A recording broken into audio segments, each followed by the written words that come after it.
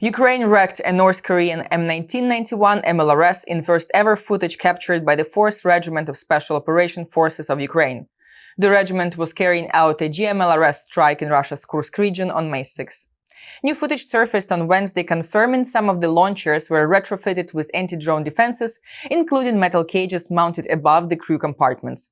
The system also appears to be partially reinforced with additional armor around the launch tubes. These launchers are capable of firing 22 rockets and were initially mounted on a Chinese truck, a licensed copy of a Romanian military vehicle. Each unit typically has a 2-person crew plus a driver and commander. Rockets fired by the North Korean MLRS are believed to be 5.2 meters long, with a maximum range of 60 kilometers, although Pyongyang has never disclosed official information about the system. Russia is preparing for what is expected to be the largest Victory Day parade since the beginning of its full-scale invasion of Ukraine in 2022, reported Russian state media. However, according to analysis conducted by Agentstvo Media, it will still be relatively modest compared to parades conducted before the invasion. Earlier reports from the Kremlin indicated at least 29 foreign officials would attend the event. However, some of them have already pulled out, notably the president of Azerbaijan and Laos. At the same time, preparations for the arrival of foreign leaders were plagued by the closure of airspace around the Moscow region, citing warnings of ongoing combat operations from local authorities. Additionally, Lithuania and Latvia reportedly denied airspace for a flight carrying the Serbian president to Moscow, forcing his flight to reroute through Azerbaijan. Russian media highlighted similar reports where Poland and Lithuania denied airspace for Slovakia's prime minister. Meanwhile, the Chinese President Xi Jinping arrived in Moscow on Wednesday to participate in celebrations and met with Russian leader Putin. They greeted each other as dear friend, reported Reuters. According to the journalist, Xi is expected to sign numerous agreements to deepen the no-limit strategic partnership that the two countries signed in early 2022, less than 3 weeks before Putin sent his army into Ukraine. China is Russia's biggest trading partner, Reuters noted. In particular, Beijing buys more Russian oil and gas than any other country. Ukraine marks the day of remembrance and victory over Nazism in World War II. 80 years ago, on May 8th, Nazi Germany signed the Act of Surrender, which effectively ended World War II on the European continent. The day we mark together with the entire world, with all those who 80 years ago fought for life to ensure that evil would lose and that it would be never again. Sadly, 3 years ago, it happened again. And just like back then, the air raid siren wailed once more over Kiev, and evil once again came to our Ukrainian land. Speaking from Khreshchatyk, the main street in Kiev, President Zelensky highlighted how everyday life exists because Ukrainian forces are holding the line far from home. He recalled how burned Russian vehicles stood there 3 years ago, noting that this is the only parade that evil deserves. While Russia plans May 9 celebrations in Moscow, dubbed by Zelensky as a parade of fear, Ukraine remains a living tribute to freedom and sacrifice. Columns of tanks, marching blocks of killers, stage crowds, half-lifeless faces that will condescendingly preside over this procession, the sect that is called We Can Repeat. You did repeat. You repeated all that evil. Ukraine saw it. The whole world saw it.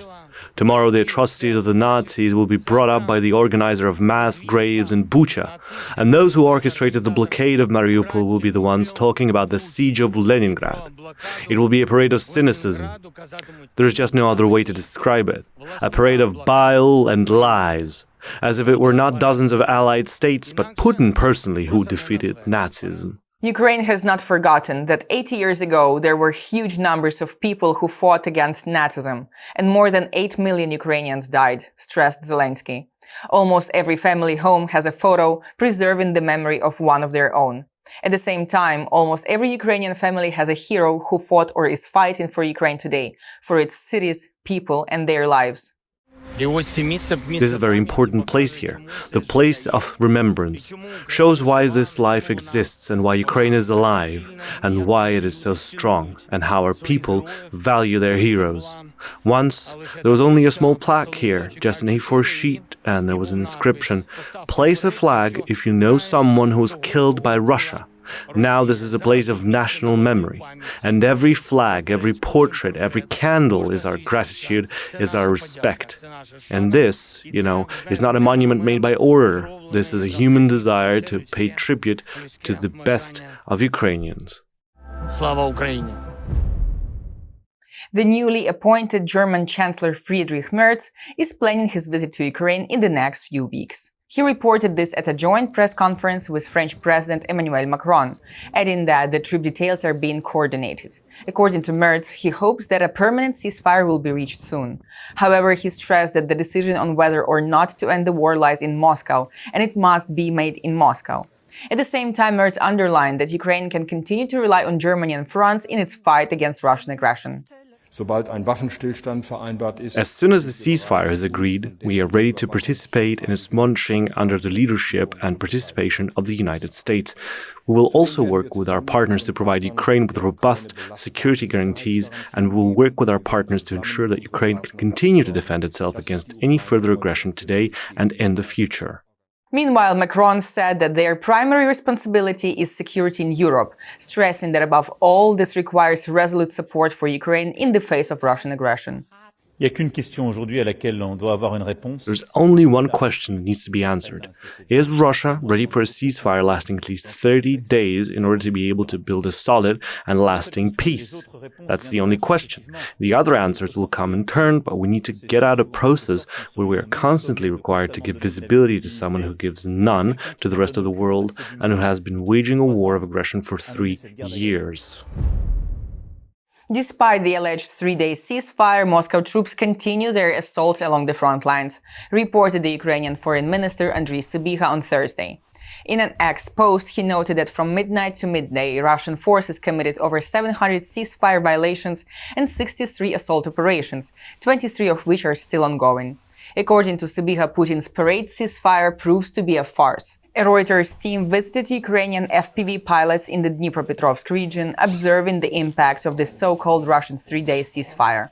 The Ukrainian defenders underlined that Russian troops did not stop their attacks.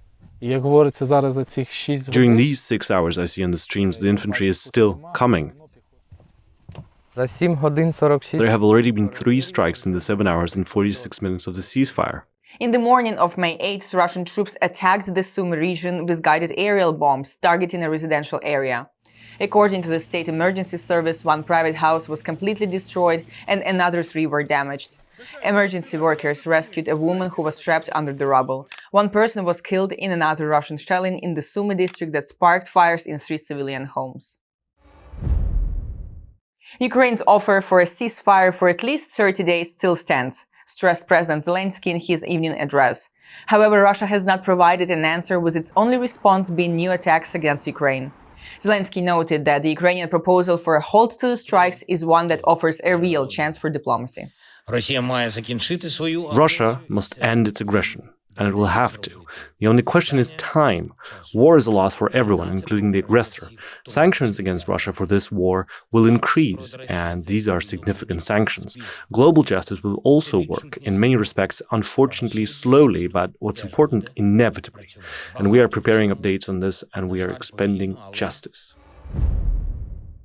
Ukraine received €1 billion from the European Union under the Extraordinary Revenue Acceleration Program. This was reported by the Ukrainian Prime Minister Denis Shmyhal on Telegram.